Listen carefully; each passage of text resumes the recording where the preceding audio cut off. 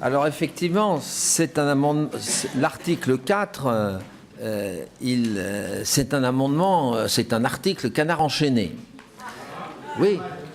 Vous vous souvenez de l'article du canard enchaîné il y a un mois et demi, quelque chose comme ça, qui était, semble-t-il, une fuite des services du ministère des Finances, qui montrait que les 50 plus grandes fortunes françaises, il y en avait 11 qui ne payaient rien, qui ne payaient pas d'ISF, et le reste, c'est-à-dire 39, qui avaient une réduction moyenne de l'ordre de 90% par rapport à l'application du barème. Pourquoi ? Les conséquences du plafonnement IS plus IR ne peut pas dépasser 75% du revenu. Bien. Alors naturellement, les gens très aisés ont mis en place des systèmes d'optimisation fiscale qui sont décrits d'ailleurs dans l'exposé des motifs pour certains, qui consistent à, il y a une société holding familiale, eh bien vous ne reversez que le SMIC pour les riches, c'est-à-dire, allez, 100 000 € par mois, puis vous contentez de cela pour vivre, ce qui est déjà difficile. Bon. Et donc, grâce à cela, eh ben, on ne paye plus l'ISF. Alors, ce système, alors il n'y a pas que ce système-là, il y a un autre système qui est évoqué, qui est encore plus pervers, c'est-à-dire que on ne se fait verser aucun revenu des entreprises ou de la holding familiale. Et on vit comment ? Eh bien, on va voir son banquier qui vous fait des prêts à la consommation, remboursables ultérieurement. Et donc, vous n'avez plus de revenus. Alors, vous n'avez plus de revenus, le plafonnement à 75%. Voilà, alors 75%. Oui, alors il y a des tas de techniques.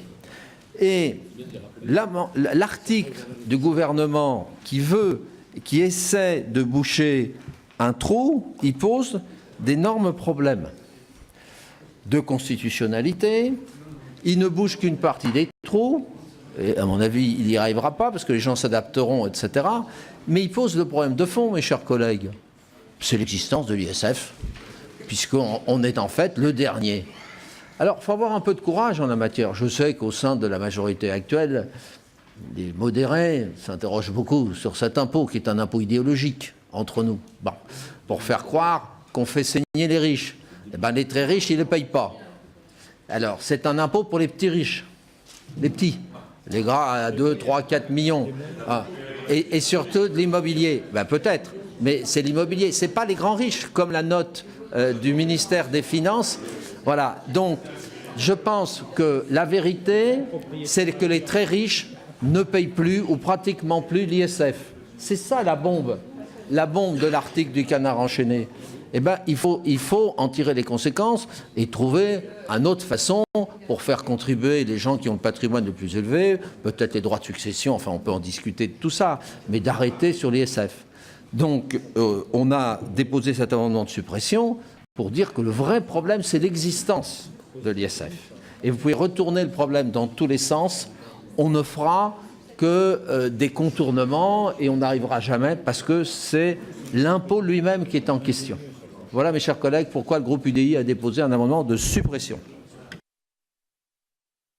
À moi. Oui. Oui, aussi un amendement de suppression. Cet article pose deux questions. Il repose la question de l'ISF, quelle est l'utilité et la finalité. Et je vous rappelle qu'après le bouclier fiscal qui avait été mis en œuvre dans le passé, vous avez fait le plafonnement de l'ISF. Le Conseil constitutionnel vous a amené à aller au plafonnement de l'ISF, qui donc était une réalité qui vous a meurtri de mettre ça en œuvre. Mais une fois qu'on a dit ça, parallèlement, vous êtes en train aujourd'hui, pour quelques abus certainement constatés, de mettre le doute et de jeter l'opprobre sur l'ensemble des holdings. Mais je suis désolé, une holding, c'est pas qu'un outil d'optimisation fiscale. C'est aussi pour des ETI ou des PME, des remontées de trésorerie, pour des réinvestissements, pour de l'internationalisation d'activités. C'est aussi un outil de gestion d'entreprise. Donc, moi, je considère qu'aujourd'hui, une situation d'abus de droit, elle est condamnable, elle peut être vérifiable et condamnable, et notre droit est suffisamment armé pour pouvoir y faire face, sans aller sur une suspicion généralisée de toutes les holdings. On a le sentiment, en lisant votre exposé des motifs, que toutes les holdings ne font que de l'optimisation fiscale par rapport à l'ISF. Or, je suis désolée, ce n'est pas la majorité des cas, et je crois que c'est pas sain et c'est pas naturel qu'on jette comme ça le discrédit sur des structures qui permettent à des entreprises de se développer. C'est la raison pour laquelle je propose la suppression de cet article 4. Je voudrais vous donner quelques éléments que je viens de recevoir du ministère sur les montants de plafonnement d'ISF et leur décomposition par tranche de patrimoine, parce qu'ils sont très intéressants. Alors, le montant du plafonnement résultant donc de l'ISF sur l'année 2015 est passé à 1,048 937 €. Donc il est en progression de près de 20% par rapport à l'année précédente. Et ce plafonnement de 1,048 milliard concerne à hauteur de 936 millions, c'est-à-dire presque 90%, les patrimoines de 10 millions d'euros et plus. Donc il y a une très grande concentration sur effectivement les gros patrimoines. Et le montant moyen du plafonnement est pour les 3 590 contribuables concernés au-delà de 10 millions d'euros, le montant moyen est passé à 260 816 €. Alors, cela résulte effectivement de la décision du Conseil constitutionnel de fin 2012 qui a refusé que les revenus non distribués, non effectivement perçus, puissent être pris en compte dans le dénominateur, puisque je rappelle que le plafonnement consiste à comparer au numérateur l'impôt sur le revenu plus l'ISF plus la CSG et à diviser cela par le revenu. Et donc, plus votre revenu, et dès lors que ce plafonnement dépasse les 75%, effectivement, enfin ce pourcentage, pardon, dépasse les 75%, intervient un plafonnement sur l'ISF lui-même. Et donc, bien entendu, plus le revenu est faible, et plus vite le plafond de 75% est atteint. Et donc, par toutes sortes de techniques qu'a évoqué Charles de Courson, on a mis en œuvre ce plafonnement. Alors, il faut dire aussi que c'est le résultat de taux qui ne collent pas avec la réalité économique. On peut faire ensemble un calcul qui est très simple. Sur la base d'un rendement moyen, je prends un contribuable qui serait un excellent citoyen et qui placerait ses 15 millions d'euros de patrimoine en emprunt d'État. Et je suppose qu'il aurait une rentabilité de 2%, alors qu'elle est même inférieure aujourd'hui. Bon, au titre de ces 2%, il va payer en impôt sur le revenu et prélèvements sociaux, 45 en taux marginal plus 15 de prélèvements sociaux, 60%. Donc il va payer déjà 6 fois 2, 12, 1,2% de sa rentabilité. Il lui reste 0,8 et le taux marginal est à 1,5. Donc, bon, le Conseil constitutionnel a pris en considération ces éléments. Lors d'ailleurs de la même loi de finances pour 2013, sur un autre article, il avait pris pour la première fois une décision relative au montant maximal que peut subir un contribuable en cumulant différents impôts. Et il était arrivé avec différents cas autour de 70, un peu autour de 70%. Et il estime dès lors que l'impôt devient confiscatoire et il a annulé ces dispositifs au nom de la rupture d'égalité. Donc, il y a effectivement un problème. Alors, le gouvernement essaie de le résoudre par cet article 4. Bon, mais on va en parler à l'occasion d'amendements plus techniques que j'ai moi-même déposés ou notre collègue Fromentin, qui viennent dans un instant. Voilà enfin, les quelques éléments que je voulais vous donner, qui sont purement factuels. Madame Berger, attendez, l'avis, Madame la rapporteure, pardon. Moi, j'ai un avis défavorable à ces amendements, ces deux amendements. On a eu, c'était en 2013 ou en 2014, une longue discussion sur le principalement et l'exclusivement. Là, c'est les amendements de suppression. Oui, mais de suppression, mais qui sont apportés à l'article 40, à l'article 4, pardon. De suppression de l'article 4. Oui, mais je n'ai pas encore présenté l'amendement à but de droit. Oui, Ça vient après. J'entends bien, mais comme c'est lié à l'article 4, à la proposition qui est faite, moi je pense qu'il est important qu'on puisse avoir, que l'État, le gouvernement puisse se donner des outils juridiques pour viser à lutter contre cette optimisation très très agressive qui peut exister sur le plafonnement. Donc avis négatif sur ces deux amendements de suppression de l'article 4. Je rappelle d'ailleurs au passage, je ne vous ai pas donné ce chiffre, qu'à son maximum, le bouclier fiscal avait atteint 750 millions d'euros. Là, on est à 1,050 milliard. Mais le système est très différent, puisque le bouclier fiscal, c'était un chèque, alors que là, c'est de l'auto-liquidation. Donc, c'est beaucoup plus subtil. Madame Berger. Oui, mon intervention, vraiment, ne se veut pas polémique. C'est juste une réflexion que je soumets. Vous allez savoir pourquoi je dis ça. C'est juste une réflexion que je soumets à notre commission des finances. On va avoir, du fait des candidatures diverses pour 2017, un débat sur l'ISF, de manière générale, sur le principe de l'ISF, etc. Il y a une chose que je demande à tout le monde de prendre en compte. C'est que les pays où on a supprimé de fait l'ISF, en tout cas la partie liée à la taxation du capital mobilier, se sont repliés sur une taxation très forte du capital immobilier. Je prends toujours cet exemple, mais qui est fondamental, parce qu'on va finir comme ça en Europe si on n'est pas tous raisonnables là-dessus. Aux États-Unis, les villes ont mis en place une taxe foncière qui est un pourcentage du prix d'achat de l'appartement ou de votre maison. Le prix de marché, merci Monsieur de Courson, quand je dis prix d'achat, c'est prix de marché. Donc, je ne sais pas si vous connaissez un peu les prix de San Francisco ou Miami, mais si vous achetez un studio ou un 2 pièces, si vous achetez un studio ou un 2 pièces dans l'une de ces villes, New York, Washington, etc., vous êtes forcément sur à peu près $1 million d'entrée. Et la taxation qui est mise en place par les villes en question, 1%, 1,5%, 2%. Vous faites le calcul, mes chers collègues, vous êtes sur une taxe foncière qui va de $15 000 à $30 000 par an. Et par an, c'est-à-dire $1 500 par mois, c'est-à-dire un deuxième loyer sur les propriétaires. Pourquoi on en est arrivé là? Parce que la taxation sur le capital mobilier a petit à petit disparu et que l'État étant ce qu'il est, ou en tout cas les collectivités locales étant ce qu'elles sont, il a fallu compenser. Elles compensent sur la seule chose qui ne bouge pas, c'est-à-dire le capital immobilier. Alors moi, je veux bien qu'on m'explique que l'ISF, c'est vieux, ça sert à rien, que ça attaque les entreprises, mais je vais vous dire très clairement, je ne suis pas favorable à ce que l'ensemble de la taxation du capital dans notre pays bascule sur une taxation immobilière, en tout cas à due proportion de ce qu'aujourd'hui nous arrivons à collecter sur l'ISF. Ce n'est pas du tout le cas, puisque vous savez, Monsieur de Courson, que les taxes foncières dans notre pays ne sont pas à 20 000 €, mais plutôt autour de 2 000 €, c'est-à-dire qu'on est sur 1 à 10.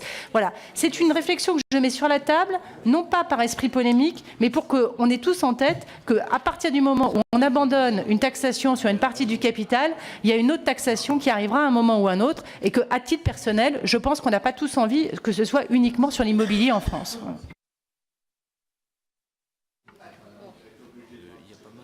Oui, il y a beaucoup d'autres intervenants.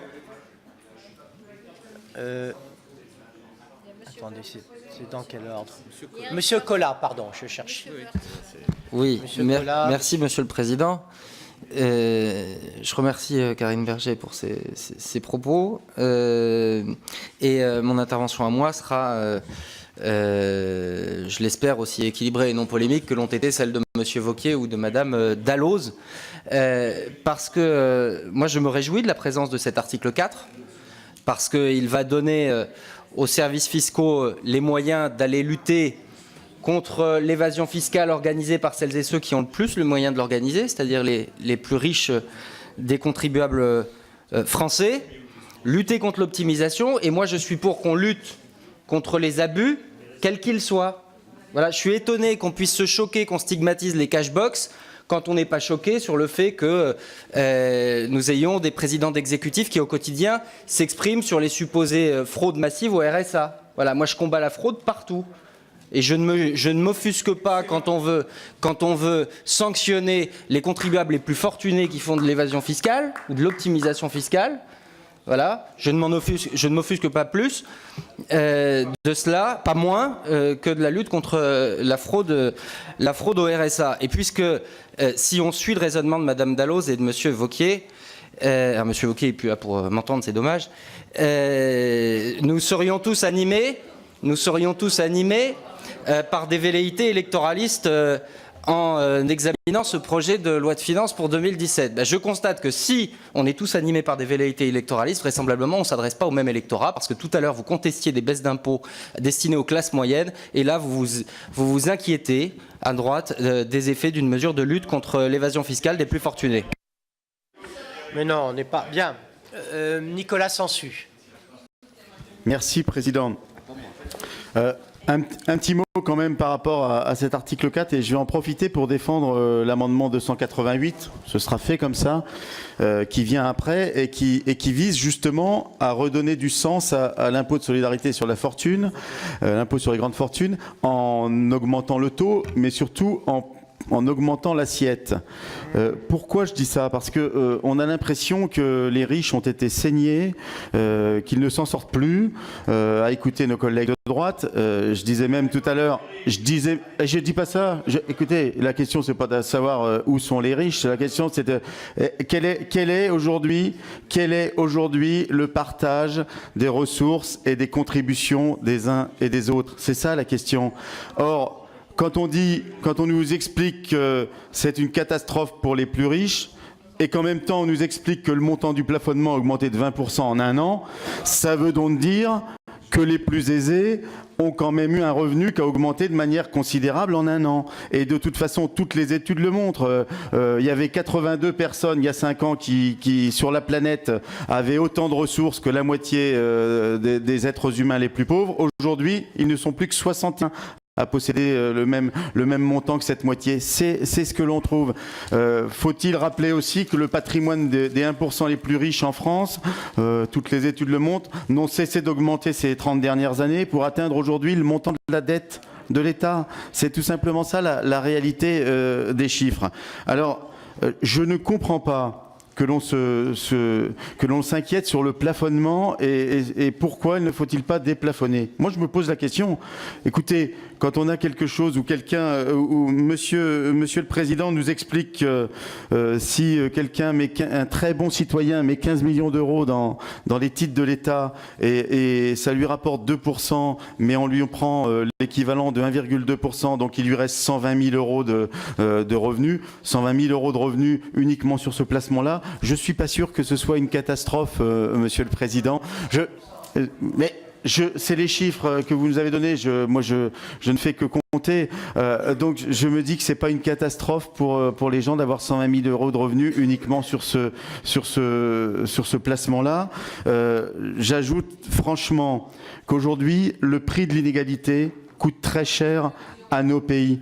Le prix de l'inégalité coûte très cher à nos pays. Et aujourd'hui, on ne souffre pas de riches qui ne seraient plus assez riches pour assurer la théorie dite du ruissellement qui n'a jamais marché.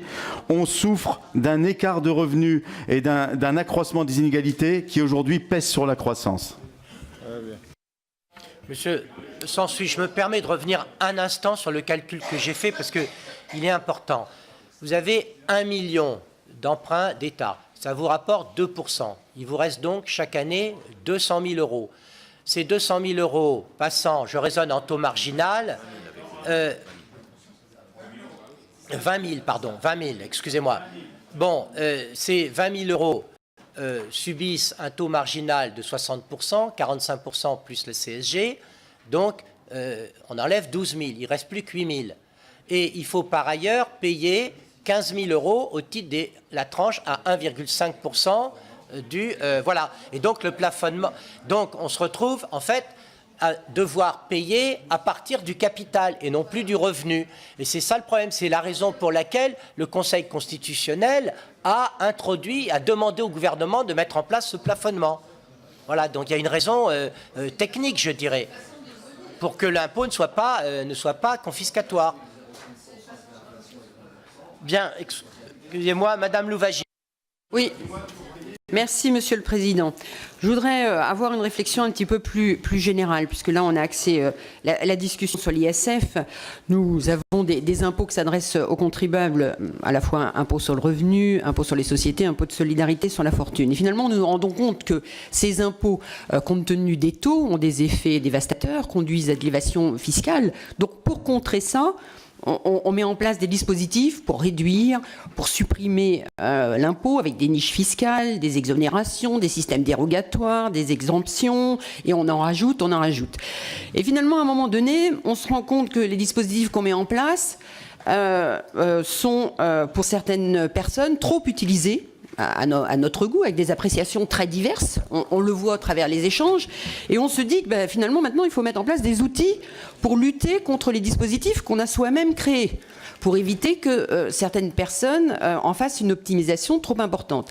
Alors bon, je crois c'est vraiment une politique un peu machiavélique, vous reconnaîtrez quand même, que l'on met à la disposition des citoyens. Le deuxième point que je voudrais développer, et je soutiens tout à fait les amendements de suppression de cet article 4, c'est qu'entre l'abus de droit, l'optimisation fiscale, j'ai entendu des mots ici, optimisation fiscale abusive, optimisation fiscale très agressive. Alors, où est-ce qu'est la nuance dans tout ça? C'est quand même très très compliqué. Et derrière ça, moi je crains un contentieux très important, parce qu'on crée une instabilité juridique. Or, on sait qu'au niveau des contribuables, des entreprises, les entreprises et contribuables demandent de la lisibilité, demandent de la stabilité, et là on n'est pas du tout dans ce dispositif. Moi je crains des contentieux importants, parce que quand je relis l'article 4, il est évoqué qu'il faut 2 conditions cumulatives pour être retenu, à la fois l'existence de la société, c'est la première condition, et le choix d'y recourir. Vous reconnaîtrez que l'existence de la société, c'est facile à prendre en compte. En revanche, le choix d'y recourir, je ne sais pas très bien comment on pourra avoir une appréciation sur ça. Et le deuxième point qui appelle de ma part aussi une réserve, et à mon avis des risques de contentieux, c'est le mot principal au niveau de l'objet. Donc moi, je suis très interrogative sur le fond déjà pour tous les éléments que j'ai développés, et ensuite sur la rédaction propre de l'article 4 et tous les risques de contentieux qui peuvent se développer, parce qu'on est sur des appréciations subjectives. Merci. Monsieur Woerth. Oui, un mot sur ce sujet qui revient absolument à chaque fois. Évidemment, il faut lutter contre l'optimisation. Personne ne dit l'optimisation excessive. C'est-à-dire, allez, quand on va au bout de l'optimisation, on est à une forme de frontière qui est assez grise, on le voit bien, et tous les États tentent de se mobiliser contre l'optimisation abusive, quand au fond on est à la frontière de l'abus de droit. Mais je ne crois pas vraiment que cet article il permettra de le faire sur l'ISF. Pourquoi? Parce que il y a une optimisation, certes c'est vrai, de l'ISF, mais parce que l'ISF est un mauvais impôt. Et c'est un mauvais impôt parce qu'aujourd'hui, il taxe ce qui ne devrait pas être taxé, c'est-à-dire la propriété du capital. On est taxé quand on se sépare du capital, il y a des plus-values, on est taxé par les revenus qui permettent d'acquérir ce capital. Donc la taxation, elle a déjà lieu. Et Karine Berger...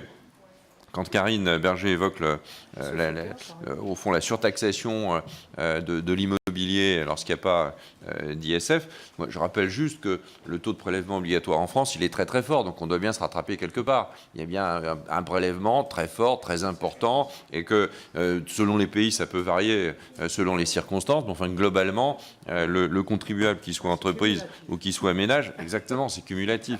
Donc on a suffisamment, je crois, de taxation pour éviter des dérives après suppression de l'ISF. Je dois dire aussi d'ailleurs que les valeurs locatives, quand quand on a une taxe fondée sur la valeur locative, elle est censée refléter, alors censée, certes, mais enfin, elle est censée refléter la valeur du bien. Donc il ne faut pas, enfin, ce sujet sera un sujet évidemment de débat important, comme d'autres. Le sujet fiscal sera un sujet de débat important dans la campagne qui va venir, mais moi j'approuve l'idée que plutôt que d'essayer de réformer cet article ou de le supprimer, il faut supprimer l'ISF lui-même.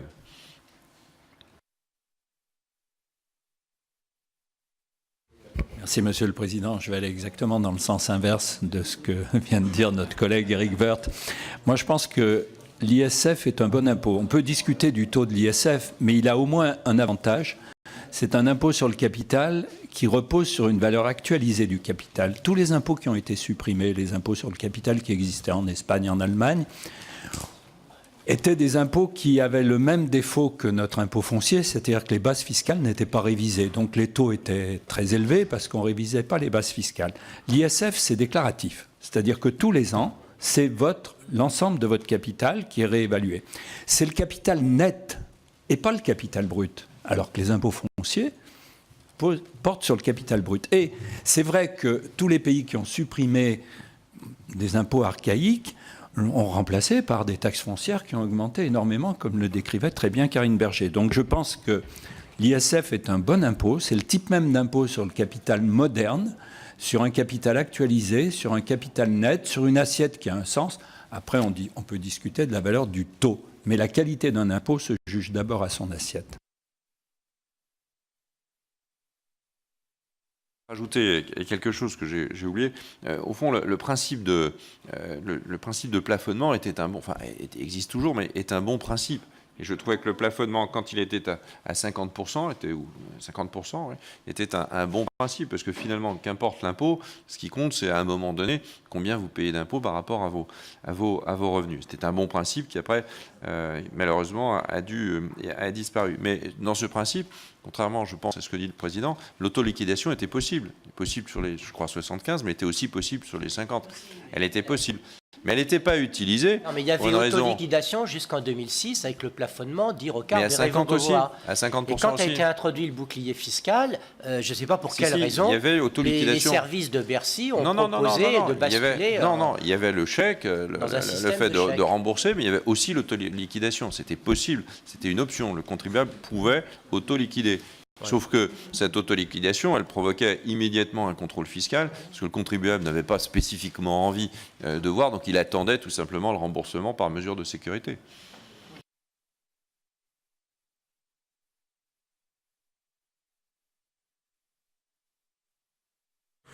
Non, un mot. Bon, le débat sur l'ISF, de toute façon, il aura lieu, y compris dans le cadre de la campagne des élections présidentielles, des élections législatives, puisqu'il y a des propositions pour le supprimer. Moi, je suis, à titre personnel, tout à fait favorable à un impôt sur le patrimoine. Je pense que c'est très important pour une raison simple, c'est que les inégalités de patrimoine aujourd'hui ont explosé, qu'elles sont beaucoup plus importantes que les inégalités de revenus. Je suis aussi plutôt pour le centrer sur le patrimoine immobilier, parce que je pense qu'il faut que, notamment, tout ce qui peut être développé dans l'activité économique soit plutôt favorisé. Ce que je constate quand même, c'est que l'ISF aujourd'hui est un impôt qui, effectivement, permet des formes d'optimisation. Et d'ailleurs, ce sera un problème pour ceux qui veulent le supprimer. Je le dis au passage. Parce qu'aujourd'hui, l'ISF permet, effectivement, à travers la défiscalisation, effectivement, de soutenir un certain nombre de secteurs d'activité. Et oui, eh bien, l'ISF PME, si vous supprimez l'ISF PME, c'est un certain nombre... Ah oui, c'est le paradoxe, mais je vous rappelle que la Commission européenne a considéré que l'ISF PME était une aide d'État. Pouvait être considéré comme une aide d'État. Donc c'est bien un dispositif de soutien aux PME. L'ISF dont aujourd'hui qui rapporte effectivement beaucoup qui permet de financer de manière très importante un certain nombre de fondations et d'associations. Si demain, effectivement, il n'y a plus ces dispositifs, il est clair que ces secteurs ne seront plus irrigués comme ils le sont aujourd'hui. Et je pense que vous apprêtez, vous verrez, à un certain nombre de déboires sur ce plan-là. En l'occurrence, ces dispositifs, d'optimisation, à partir du moment où ils permettent effectivement de cibler un certain nombre de priorités, de soutenir un certain nombre d'activités, ne me choquent pas. Et je trouve, au contraire, cela peut être tout à fait positif. Ce dont nous parlons là, c'est effectivement, notamment à travers les holdings animatrices, et moi je considère que les holdings animatrices ont un véritable intérêt, notamment pour la transmission, et qu'il faut évidemment préserver ce type de dispositif. Ce qui est vrai, c'est qu'on voit bien que ces dispositifs sont détournés parfois, et qu'il faut aussi les préciser. C'est ce qui est proposé ici. Ça ne remet pas en cause la jurisprudence du Conseil constitutionnel sur le plafonnement, qui n'est pas du tout menacé par cet article. Donc personnellement, je pense qu'il va plutôt dans le bon sens, et que indépendamment du débat qui aura lieu entre la majorité et l'opposition, je pense qu'il est tout à fait justifié. Merci, Monsieur le Président. Oui, je crois que beaucoup de choses ont été dites. Vous me permettrez néanmoins de dire que nous sommes vraiment dans la théâtralité de la morale, excusez-moi du peu, au nom de certaines idéologies. Mais qu'est-ce que nous voulons? Nous voulons que la France se redresse, nous voulons que notre économie marche, et il nous faudra des outils adaptés. Point, la ligne. Un point, c'est tout. Donc donnons-nous les possibilités, quelles que soient nos idéologies respectives, de pouvoir redresser ce pays. Point, la ligne. Bon, je ferme la parenthèse. Pour autant, pour en revenir à notre article 4, à l'heure actuelle, Valérie avait très bien dit les choses. Ça donnera lieu à des contentieux multiples. Et avant les contentieux, dites-moi comment se passeront les contrôles. Je suis très factuelle. Chaque holding familial sera-t-elle vérifiée, redressée, contrôlée pour donner lieu à des contentieux in fine? Cela d'autant plus que nous avons tous été d'accord sur une lisibilité, une stabilité de l'impôt. Or, si tant est qu'effectivement ces montages ont déjà été mis en œuvre, comment cela va-t-il se passer? Parce que si je lis bien l'article 4, on a même prévu le cas, dans l'explication de texte, on a même prévu le cas du contribuable qui a emprunté pour faire face à des actifs qu'il va vendre in fine. Donc qu'est-ce qui va se passer à ce niveau-là? Vous vous rendez compte un petit peu de la complexité de cet article 4? De grâce, revenons-en à la réalité. Je pense qu'il conviendrait mieux de supprimer l'ISF. On éviterait ce genre de problème de toute façon, et on nous donnerait un outil supplémentaire pour le plein emploi. Dont acte. J'ai encore un intervenant, en fait, qui est Monsieur Faure, que je n'avais pas noté. Je vais être très très bref, Monsieur le Président. Simplement, vous nous accusez d'avoir une approche idéologique de l'impôt. Outre le fait qu'effectivement l'outil fiscal n'est jamais complètement neutre, moi je voudrais simplement vous retourner une question. Pourquoi avez-vous cette volonté d'introduire tous les Français dans l'impôt sur le revenu et vouloir extraire une partie des Français de l'impôt sur la fortune? Idéologie pour idéologie, effectivement, chacune de vos approches, les nôtres, les vôtres, dit beaucoup sur ce que nous sommes.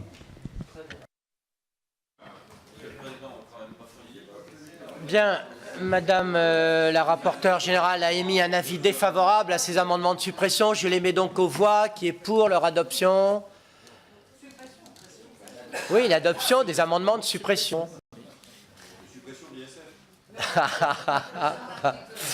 Avis contraire. Ces amendements ne sont pas adoptés. Alors, deux amendements